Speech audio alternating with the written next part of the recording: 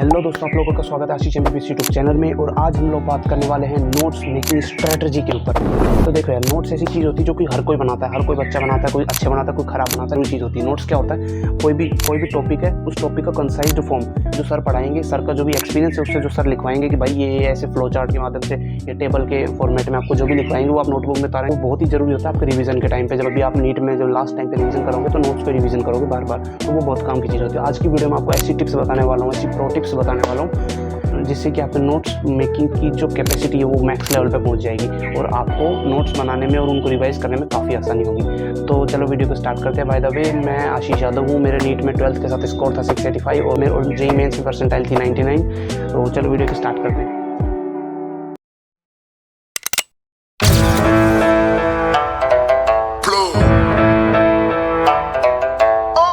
तो आज सबसे पहले आते हैं मिस्टेक्स वाले पोर्शन पे। तो देखो, सबसे बड़ा ब्लंडर जो हर कोई बच्चा करता है ना, मतलब हर कोई तो नहीं, 90% बच्चे जो ब्लंडर करते हैं 11th क्लास में आने के बाद, वो ये होता है कि भाई क्लास में तो हम रफ कॉपी में उतारेंगे, जो भी काम करेंगे हम पहले रफ में करेंगे और फिर घर पे आने के बाद उसको फेयर में उतारेंगे। क्योंकि भाई बिल्कुल काम होना चाहिए सुंदर सुंदर, एकदम सतरंगी रंग के पेन से 12 रंग के पेन लेके आए और उनसे फिर काम कर रहे हैं, अलग अलग हेडिंग अलग लाइन से लिख रहे हैं, क्वेश्चन अलग उससे लिख रहे हैं। तो ऐसा सब करते हैं। तो पहले रफ में उतारेंगे, फिर घर पे आके उसको सुंदर सुंदर उतारेंगे। फिर रिवाइज कब करोगे, क्वेश्चन प्रैक्टिस कब लगाओगे, पीछे का जो बचा हुआ बैकलॉग उसको कब क्लियर करोगे। तो इन सब के लिए भी टाइम निकालना पड़ता है। तो ये सबसे पहला जो मिस्टेक है, जो सब बहुत कॉमन है, इस चीज़ को आपको नहीं करना है कि भाई हम तो क्लास में तो रफ में करेंगे काम और फिर घर पे आने के बाद फेयर कॉपी में उतारेंगे। तो ये सबसे पहले नहीं करना है। दूसरी मिस्टेक होती है कि जो बच्चे होते हैं वो बहुत ज़्यादा पेन, जो मैंने अभी आपको बताया कि भाई 70 कलर के पेन ले आएंगे क्लास में। मैं जब पढ़ता था हमारी कोचिंग में, तो हमारी कोचिंग में कुछ ऐसी ज़्यादातर ये लड़कियों का शौक होता है कि इतने पेन लेके आती थी, अलग अलग पेन से, अलग अलग क्वेश्चन डायग्राम की अलग अलग लेबलिंग, हर अलग अलग पेन से। तो आपको इन सब चक्करों में नहीं पढ़ना है। ओनली सिर्फ 2 पेन लेने, एक नीला और एक काला। काले पेन से हेडिंग वगैरह लिखो, हेडिंग वगैरह लिखो, बाकी सब नीले पेन से करो। और बिल्कुल सस्ता सा बॉल पेन ले लो और उससे काम करो, क्योंकि नोट्स हैं तुम्हें ही पढ़ने हैं, कोई टीचर चेक नहीं करेगा, कोई प्रोजेक्ट वर्क नहीं है कि तुमको इसके मार्क्स मिलेंगे। तुम्हें खुद के लिए बस ऐसे नोट्स है जो तुम्हें समझ में आने चाहिए। बस ऐसी राइटिंग लिखो जो तुम्हें समझ में आनी चाहिए। तुम्हें तो खुद की राइटिंग खुद के समझ में आती है, मतलब जैसा आपको सूट करे वैसे आपको नोट्स लिखने हैं। हाँ, फिर इन सब चीज़ों में एक बात का ज़रूर ध्यान रखना कि बहुत सारे जो बच्चे होते हैं ना, वो इस तरीके के नोट्स बनाते हैं। अब वैसे बताऊँ तो ये मेरे ही नोट्स हैं, मैं भी किसी टाइम पे ऐसे ही बनाया करता था। फिर मेरे को बाद में पता चला कि ये सब कंजूसी नहीं करनी होती। एक पेज के ऊपर ना ठूस ठूस के लिख देंगे कि बस हमको जो भी करना है इसी पेज पे कर देंगे, क्योंकि भाई पेज बचाने हैं हमको, पर्यावरण को बचाना है हमको। तो भाई अपने पैसे बचाने हैं, वो पैसे से तो हम मौज करेंगे। अब वैसे तुम फालतू में जाके बाहर खर्चा कराओगे उसका कोई नहीं, लेकिन कॉपियों में पेज बचाने। तो ऐसा नहीं करना, बिल्कुल खुले खुले डायग्राम बिल्कुल, और उनकी अच्छी लेबलिंग। चाहे तो एक पेज ले लो पूरा डायग्राम के लिए, लेकिन उसकी अच्छे से लेबलिंग करना, क्योंकि डायग्राम बेस्ड क्वेश्चन भी बहुत ज़्यादा आते हैं। अच्छे से पूरा क्वेश्चन करो, उसका पूरा आंसर करो, सॉल्यूशन करो। ऐसा नहीं कि एक आंसर कर दिया, बीच में लाइन खींच दी, इधर दूसरा क्वेश्चन कर दिया। ऐसा नहीं करना, पूरा एकदम खुला खुला अच्छे से करना है, जैसे समझ में आना चाहिए। मैं पहले ऐसा करता था और फिर बाद में मैंने ऐसा भी किया, तो आपको दोनों में फ़र्क दिख रहा है। बाद में मेरे को यही समझ में आया कि भाई खुला खुला करोगे तो अच्छे समझ में आएगा, क्योंकि जो पहले जो वाला था ना, ये बाद में पढ़ने की इच्छा भी नहीं होती बिल्कुल, कि भाई बस अब तो मैं ना पढ़ रहा यार, ये क्या नोट्स है, कट्टी जैसे नोट्स बना दिए।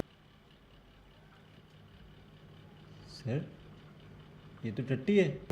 तो वो अच्छा नहीं लगता। अब यार जो नेक्स्ट टिप है ना, वो मैंने खुद के एक्सपीरियंस से, मतलब मेरे को पता चला कि 11th में मैं क्या करते थे हम, जैसे ही सर पढ़ा रहे हैं तो उस टाइम पे थोड़ा बहुत ध्यान देते थे सर जो पढ़ाते हैं उस टाइम पे। लेकिन सर जैसे ही सर बोलते थे कि हाँ अब ये लिख दिया, पूरा बोर्ड भरते थे, उसके बाद बोलते थे अब इसको छाप लो तुम नोटबुक में।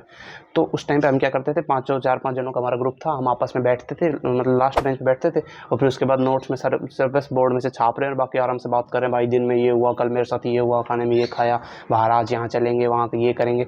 तो ये सब काम आपको नहीं करना। नोट्स बनाते टाइम बातें नहीं करनी, ये सबसे मेन पॉइंट होता है। जो ऑनलाइन वाले हैं वो तो बच सकते हैं, ऑफलाइन वाले जो बच्चे हैं ना, उनके साथ ही बहुत होता है कि दोस्तों के साथ बात करने लग जाएंगे नोट्स बनाते टाइम, क्योंकि सर भी नोट्स बनाते, जब बच्चों को नोट्स बनाने टाइम देते हैं सर भी ध्यान नहीं देते इतना। तो उस टाइम पे क्या करना है, तुम्हें बिल्कुल समझ समझ के नोट्स लिखने हैं कि ऊपर सर ने आज सर ये लिखवाया तो इसके बाद ये आना चाहिए। तुम खुद माइंड में पहले सोचना है कि ये इसके बाद ये आना चाहिए, फिर तुम देखोगे हाँ यही लिखा हुआ तो उसको उतारो। बिल्कुल नोट्स बनाते टाइम भी बिल्कुल चुप रहना है। पूरे लेक्चर के दौरान तुमको बिल्कुल ऐसा सोचना है कि मैं हूँ और टीचर है, बस और कुछ नहीं है, और मेरे चारों तरफ कोई नहीं है। लेक्चर खत्म होने के बाद बात करो आराम से, कोई दिक्कत नहीं। तुम्हारे दोस्तों को ये बात समझा दो कि भाई लेक्चर के दौरान कोई बात नहीं करनी। अगर वो समझ जाते हैं तो मतलब समझ लेना, वही अच्छे दोस्त हैं। अगर वो नहीं समझते, बोलेंगे नहीं यार तू तो ऐसा है वैसा है, तो छोड़ दो, ऐसे दोस्त कोई काम नहीं आएंगे। मेरे दोस्त तो समझ गए थे, अब आप अपने देख लेना।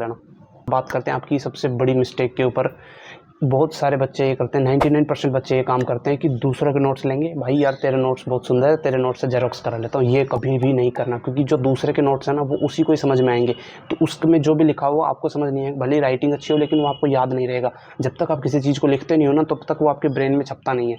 जब आप लिख रहे होते हैं तो इसकी जो टेक्स्ट टू इमेज कन्वर्ट होने के बाद आपके ब्रेन में वो छपता है, और वो इमेज आपके ज़्यादा टाइम तक याद रहता है। आपको लिखा होता है कि हाँ देखो, जब पेपर में क्वेश्चन आएगा तो लिखाएगा मेरे नोट्स में मैंने उस टाइम पे ये लिखा था, तो जब वो रिकॉल होएगा ना तो वो आपकी इमेज होएगी। अब आपने खुद ने कुछ लिखा ही नहीं, जेरोक्स करवाओगे तो फिर उसका कोई मतलब नहीं। जो भी करो खुद का करो, चाहे कैसी भी राइटिंग हो, 1 पेन से लिखो, चाहे 2 पेन से लिखो, चाहे कुछ भी करो, कैसी भी नोटबुक हो, कोई ज़रूर नहीं है, लेकिन आपके खुद के होने चाहिए वो नोट्स। तो अब बढ़ते हैं कुछ प्रो टिप्स के ऊपर, जो कि मैंने अपनी पूरी जर्नी के अंदर सीखी, और कुछ टॉपर्स ने बताया, कुछ सर ने बताया, और उन सबको मिलाने के बाद मैंने ये वीडियो में स्क्रिप्ट लिखी और उसके बाद मैं आपको बता रहा हूँ। तो सबसे पहली टिप है छत पे लिखना। अब छत पे लिखना का ये मतलब नहीं क्लास की छत पे लिखोगे, नोटबुक की छत पे लिखना, टॉप फ्लोर पे लिखना। हम बोलते थे टॉप फ्लोर पे लिखना है। तो जो नोटबुक होती है ना उसमें देखो यहाँ पे सारी लाइन लगी होती है, नोटबुक के ऊपर जो टॉप फ्लोर होता है वो खाली होता है। वहाँ पे सबसे इंपॉर्टेंट जगह होती है वो। उसमें ऐसा नहीं करना कि वहाँ पे हर पेज पे हेडिंग लिख रहे हैं, इतने बड़ी बड़ी डेट लिख रहे हैं, वो कुछ काम नहीं आता। वहाँ पे तुम्हें लिखना है जो भी तुम्हारा पेज है उसकी, जो जैसे मान लो तुम ये चीज़ भूल रहे हो, इसमें ये सर ने बताया ये एक बहुत इंपॉर्टेंट फॉर्मूला है, ज़रूर एक क्वेश्चन आता है, तो उसको सबसे ऊपर लिख दो, या फिर उसको वहाँ पे स्टार मार्क लगा दो। कोई ऐसा क्वेश्चन है, या फिर तुम्हें सर बताएंगे कि आज तुम्हें ये करना है, इस टॉपिक से रिलेटेड ये है, इस किताब का ये क्वेश्चन करना है, तो उसको तुम ऊपर लिख दो कि ये इस किताब का ये क्वेश्चन है। जैसे कुछ फॉर्मूले होते हैं, जैसे ये है, तो ये फॉर्मूले 2 फॉर्मूले थे जो मुझे याद नहीं रहते थे, तो मैंने इसको कॉपी के ऊपर लिख लिया, ठीक है। तो फिर ये मेरे को बाद में जब भी मैं ये पेज खोलता हूँ सबसे पहले नजर जाती है ऊपर कि भाई हाँ ये 2 फॉर्मूले थे, ये मेरे को याद नहीं रहते। तो जब नीट में इससे रिलेटेड क्वेश्चन आएगा तो आपका वो गलत नहीं होगा, आपको याद आ जाएगा। नेक्स्ट टिप है क्वेश्चन वहीं पे सॉल्व करो। इसका मतलब है कि आप जब भी कोई टीचर आपको क्वेश्चन देंगे तो सबसे पहली बात तो आपने टीचर कोई क्वेश्चन देने के बाद आपको बोलेंगे कि वीडियो को पॉज करके क्वेश्चन करो, या फिर ऑफलाइन क्लास है तो सर ऐसे बोलेंगे कि मैं तुम्हें टाइम देता हूँ, तुम क्वेश्चन सॉल्व करो। तब ऐसे नहीं कि आराम से बैठे बात कर रहे हैं, जब सर कराएंगे तब छाप लेंगे, ऐसा नहीं करना। सर टाइम देंगे तो उसके बाद वो तुम्हारा टेस्ट है, तुमने अभी जो पढ़ा है तो तुम्हें कितना रिकॉल कर पाते हो उस टाइम पे, कितना रिटेन कर पाते हो अपनी मेमोरी में, वो उसका टेस्ट है वो क्वेश्चन। तो तुम्हें वो क्वेश्चन जरूर अटेम्प्ट करना है और उसी जगह करना है। ऐसा नहीं कि रफ कॉपी में अटेम्प्ट कर लिया कि भाई गलत हो गया तो भाई कॉपी बिगड़नी नहीं चाहिए। कॉपी में उसी जगह पे क्वेश्चन को अटेम्प्ट करना है। अगर वो गलत होगा तो वहाँ पे एक सिंगल कट लगाना है, सिर्फ सिंगल कट लगा के, और फिर साइड में लिख देना इधर इसका नेक्स्ट आंसर है, फिर आंसर लिख के ये आंसर है, उसमें मैंने ये गलती की थी, ये इंपॉर्टेंट है, जो मैंने ये इंपॉर्टेंट फॉर्मूला जो मैं भूल गया था। जैसे इस पेज में आप देख सकते हो, मैंने पहले क्वेश्चन किया, वो गलत हुआ, फिर मैंने उसमें ये लिखा कि ये इंपॉर्टेंट है और ये वाला जो है इसका करेक्ट आंसर है। तो इस तरीके से आपको करना है कि आपका जो भी क्वेश्चन है ना उसको कॉपी लास्ट पेज पे नहीं करना, कॉपी में रफ कॉपी में नहीं करना, उसी जगह सोल्व करना, ताकि जब बाद में आप रिवीजन करोगे नोट्स का तब आपको पता चलेगा इस क्वेश्चन को मैंने इस तरीके से सोल्व किया था और ये मेरा गलत हुआ था। तो मतलब इस तरीके से सोल्व नहीं करना। जब अगली बार नीट में क्वेश्चन आएगा ना तो आपको ध्यान आएगा नहीं भाई इसमें ये फॉर्मूला नहीं लगेगा, इसमें ये वाला फॉर्मूला लगेगा। तो ये चीज़ बहुत काम की होती है, नीट में काफ़ी आपको काम आएगी। बढ़ते हैं अपनी नेक्स्ट टिप की तरफ, हाईलाइट इंपॉर्टेंट पॉइंट और क्वेश्चन। अपनी नेक्स्ट टिप है हाईलाइट करो इंपॉर्टेंट पॉइंट को और क्वेश्चन को। इसका मतलब क्या है कि जैसे मान लो सर ने कोई क्वेश्चन कराया और वो तुम्हारा हो गया गलत, ठीक है, तो तुम उसके ऊपर तुरंत स्टार मार्क लगा दो, जैसे मैंने इसमें किया है, ठीक है। कोई क्वेश्चन है, कोई पॉइंट है, कोई कुछ भी ऐसी चीज़ है तो तुम्हें पता चल रहा है कि भाई सर ने बोला कि इसमें से जरूर कोई वही क्यों आता है, तो या तो तुम उसको ऊपर लिख दो, या फिर मान लो क्वेश्चन है तो उसके ऊपर लाल पेन या काला पेन, आपको जो भी जिस पेन से लिखा है उसके दूसरे पेन से एक स्टार लगा दो कि जब भी मैं नोट्स रिवाइज करूँगा तो मेरे को ये क्वेश्चन तो ज़रूर देखना है, क्योंकि अभी तो तुम्हारे पास नोट्स रिवाइज करने का टाइम है, लेकिन जब लास्ट टाइम होगा तब सिर्फ तुम स्टार मार्क वाले क्वेश्चन को देखोगे कि एक चैप्टर में 5 स्टार मार्क वाले क्वेश्चन है, वो 5 को देख जाता हूँ, 5 में से एक क्वेश्चन आने की प्रोबेबिलिटी बहुत ज़्यादा होती है नीट में, क्योंकि सर के पास एक्सपीरियंस होता है, वो बताते हैं कि भाई ये क्वेश्चन है जो बहुत इंपॉर्टेंट है, तो उस क्वेश्चन को, उस टॉपिक को या फिर उस पॉइंट को स्टार मार्क लगा दो उसी टाइम पे जिस टाइम पे सर बोलते हैं। ऐसा नहीं कि भाई बाद में करेंगे, उसी टाइम पे करो। बस यही थी आज की टिप्स। बढ़ते हैं अपनी फाइनल टिप की तरफ। ये ऐसी टिप है जो कि आपको प्रैक्टिस करते करते जिस टाइम पे आपने इस टिप को मास्टर कर लिया ना, उस टाइम पे समझ लेना आपके नीट में 710 से प्लस मार्क्स पक्के हैं।